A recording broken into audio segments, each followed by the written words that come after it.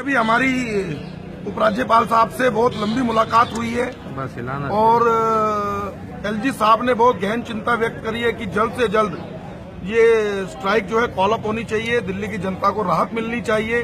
High court ने भी इसके ऊपर संज्ञान लिया है और हमने अपनी बात को रखा है कि जिस प्रकार से दिल्ली सरकार ने हमारे साथ सौतेला व्यवहार किया है वो बहुत ज्यादा निंदनीय है और दिल्ली नगर निगम को एक परमानेंट सोल्यूशन मिलना चाहिए जो दिल्ली सरकार नहीं दे रही है।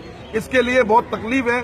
कर्मचारी आज स्ट्राइक पे से हट जाते हैं, फिर 2 महीने के बाद दोबारा वो स्ट्राइक पे आए क्योंकि फिर उनकी सैलरी अनिश्चितताएं बनी रहे, उससे बहुत दिक्कत का विषय है। और जो पैसा हमें मिला है 550 करोड़ रुपया, एक तो वो लोन के रूप में नहीं ग्रांट के रूप में हमने रिसीव किया है और दूसरा वो अनसफिशिएंट फंड है। उसके ऊपर एलजी साहब ने संज्ञान लेते हुए डीडीए से हमको लगभग 300 करोड़ रुपए देने की ऑफर की है कि भाई ये स्ट्राइक जल्द से जल्द कॉल अप हो और 300 करोड़ रुपया और हमको दे दिया जाए।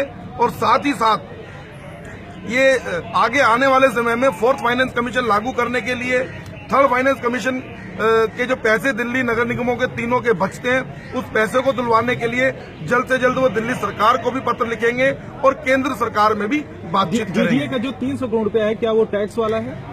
जी, जो हमारा डीडीए पे जो हमारा डिस्प्यूटेड मनी है, जिसको जो हमारा जो डीडीए के ऊपर पैसा बनता है, उसकी उस अकाउंट में ऑन एन एवरेज हमको वो 300 करोड़ रुपए देने का ऑफर कर रहे हैं और जिससे कि अभी हम कम से कम मार्च तक की सैलरी जो है वो अपने कर्मचारियों को पूरी की पूरी दे पाएंगे।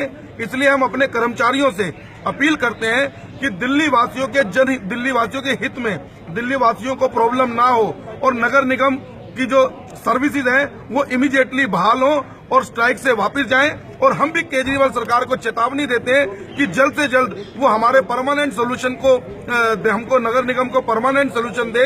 टेम्परेरी सोल्यूशन से दिल्ली नगर निगम का और दिल्ली वासियों का भला नहीं होना।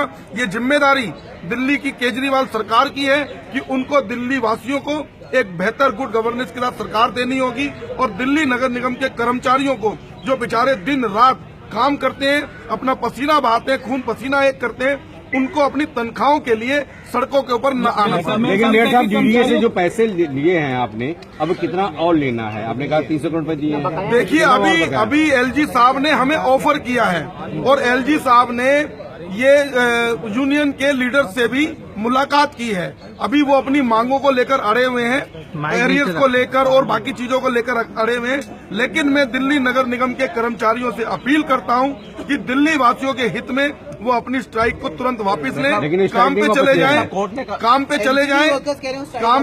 सुनिए, काम पे चले जाएं और देखिए अपनी मांगों को वो जारी रखें, लेकिन वर्क स्टॉप जो स्ट्राइक है उससे वो बाहर आए और दिल्ली वासियों को किसी प्रकार का नुकसान नहीं हो और वो सर्विसेज बहाल हो और दिल्ली में किसी प्रकार की महामारी ना फैले। इन सबको और दिल्ली वासियों के हित को सोचते हुए मैं अपील करता हूं, हम तीनों मेयर अपील करते हैं कि वो जल्द से जल्द स्ट्राइक से बाहर आए और दिल्ली के अंदर वो सर्विसेज को बहाल करें। और जैसा कि हमने एलजी साहब से भी कहा है और केजरीवाल सरकार को भी हम पुनः चेतावनी देते हैं कि वो जल्द से जल्द दिल्ली नगर निगमों को परमानेंट सोल्यूशन कोर्ट ने कहा है कि अगर कर्मचारी स्ट्राइक खत्म नहीं कर रहे हैं तो तीनों निगम कोई सख्त कदम उठाए। क्या कोई सख्त कदम ऐसा है? देखिए, अभी समय है, अभी हम अपने कर्मचारियों से अपील कर रहे हैं कि वो जो है स्ट्राइक से बाहर आ जाएं और जल्द से जल्द सर्विसेज को बहाल करें और आगे जैसा विषय होगा। लेकिन मेयर साहब, पिछले 10 दिन से आप लोग अपील कर रहे हैं, उसका असर तो हो नहीं रहा है। नहीं, देखिए, सैलरी दे पा रहे हैं ना। आज हम 31 मार्च तक की आज हम केजरीवाल सरकार ने 31 जनवरी तक की सैलरी की बात की है। एलजी साहब के इंटरफेरेंस के बाद अब हम 31 मार्च तक की सैलरी उनको इंश्योर कर पा रहे हैं, तो अब उनको काम पर आना ही चाहिए। जो उनके पुराने एरियर्स की बात है, उस समस्या का समाधान केवल और केवल